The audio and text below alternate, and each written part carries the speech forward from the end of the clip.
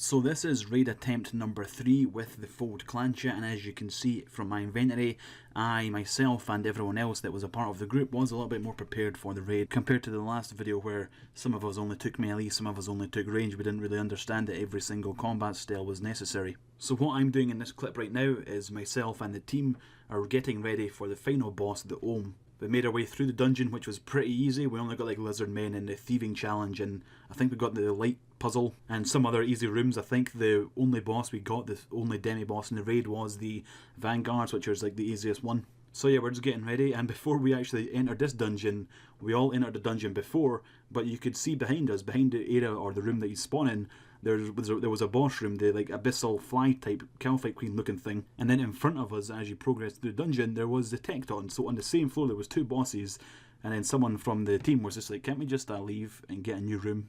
And maybe a little bit easier. So we're like, okay, yeah, that makes sense. So we're just getting ready, we're gathering supplies, we're dropping supplies outside the Ohm room. Sadly, by the time we were ready to go, the supplies on the floor actually started to despawn, and I don't know if that was because we dropped too much. We made sure we spread it out so there wasn't too much on a single tile, but they still ended up despawning. The Sarah Brews despawned, the food despawned, and so we were sort of rushed and got thrown into it maybe a little bit earlier than we planned because we had to stockpile a bunch of supplies, so if someone dies they can just run back, pick up a bunch of brews, some restore pots, and get back into the action. And speaking of action, here was our last attempt at doing the Ohm boss, and so far so good. You can see that I've still got a bunch of supplies in inventory. This is the first stage and his hands are almost dead already. We knew now at this point that it's mage on the right hand, melee on the left hand, and when you have to fight the head you use range, and that's why every one of us brought different combat styles. So our team was doing a lot better this time compared to the last 2 times anyway, that's for sure. More damage from Ohm was being dodged, although not perfectly. We're still not great PVMers, not many. I think there was only one person in this group here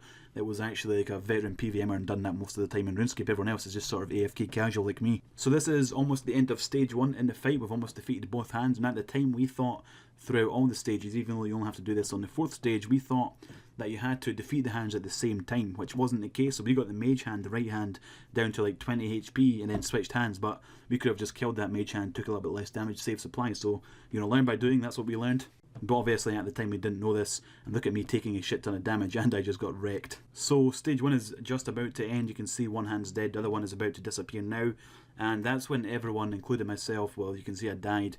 That's when we all just started to run out of supplies. So about half the team at this stage were now depleted on supplies and relied on the things we dropped outside. But sadly, like I said earlier, they began to despawn, and so most of the shit that we planned to pick up after someone dies, so that we could reduce the death toll by having everyone resupplied when they run back in, that plan obviously failed because the shit started disappearing, which was a bit unfortunate. But even with that problem, we were still all a little bit wiser because this is our 3rd attempt. And even though we eventually resort to people just running in and suiciding, basically sticking prayer on before you get in, like the redemption, and then just going ham, dealing as much damage as you can before you get like 2 hit by the Ohm because you've got no fucking supplies, we still managed to complete our very first raid, a ragtag group of people from the clan chat getting together and completing a raid. It's just an awesome feeling.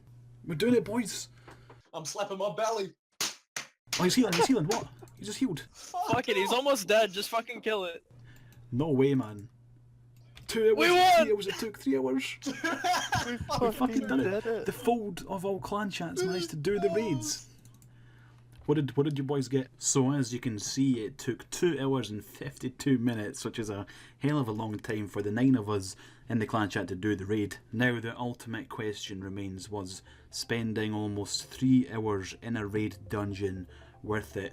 Was the rewards worth it? And now I can tell you, before I go on to show you what the loot was, I can say even if it was 0 GP, I think it still would be worth it because it was an insanely fun experience. Everyone afterwards shared in that sentiment that it was just a fun thing to do in RuneScape, and so I think Jagex have done a fantastic job. So even though it's taken this amount of time, and the rewards you'll see in a second, even if your rewards are garbage, it's just a fun experience, especially if you're doing it with friends, with your clan. It's a fun experience, so yes, it definitely is worth it. Okay, in fact, maybe not.